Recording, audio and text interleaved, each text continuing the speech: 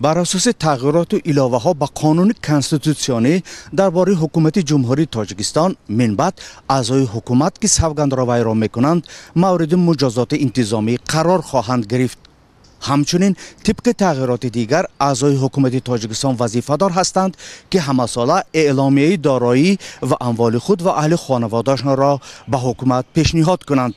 این پیشنهادهای حکومت به قانون درباره حکومت تاجیکستان روز 17 می در اجلاس نوبتی پارلمان تاجیکستان بررسی شده و از سوی وکیلان مورد تایید قرار گرفت. در ماده 11 قسم 9 در مسئله اعلامیه پیش بود که خدمتچی دولتی اعضای حکومت همه خدمتچی دولتی هر سال یک مرتبه اعلامیه اوید درآمد مال اموالش پیشنهاد میکنه. حالا خدمتچی دولتی نه فقط خودش اعلامیه پیشنهاد میکنند بلکه اعضای عائله‌اش نیز باید اعلامیه پیشنهاد کنند.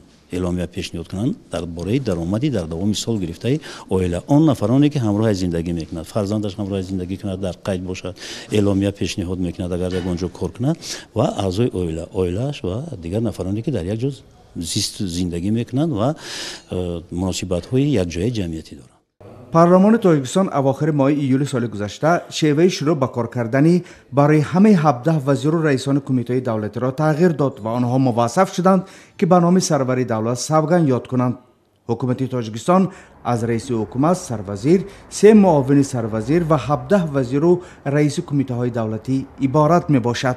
چند سال پیش رئیس جمهوری تاجیکستان امامعلی رحمان نیز در پیام از همه منصبداران دولت خواسته بود درآمد سالانه خود را آشکار نمایند. این دعوت بسیاری ها را امیدوار کرده بود که وزیران و رئیسان و وکیلان و سرداران با اعلام مالکیت خود به شفافیت فعالیت خویش تاکید خواهند کرد، اما اینطور نشد. چون تجربه سالهای آخر دولتداری معاصر تاجیک گواهی می‌دهد نوبسته از تغییرات ها و از جمله به نام پرزیدنت قسم خوردن و بیشتر استفاده بردن از نام ریاست جمهوری تاجیکستان باعث بهتر شدن کار دولت نشد و برعکس پدیده و ظهورات های نامطلوب بهتر مشاهده می شوند و حادثه های اخیر که در رابطه با فسق و فساد بود و دسترس جامعه گردید نیز از این گواهی می دهد.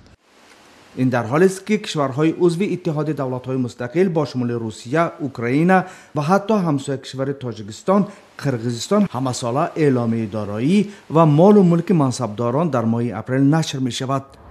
در زمینه این معلومات مقامات قدرت این کشورها از پی جستجوی منبع برخی از ثروت‌های هنگفت منصبداران نیز می شوند.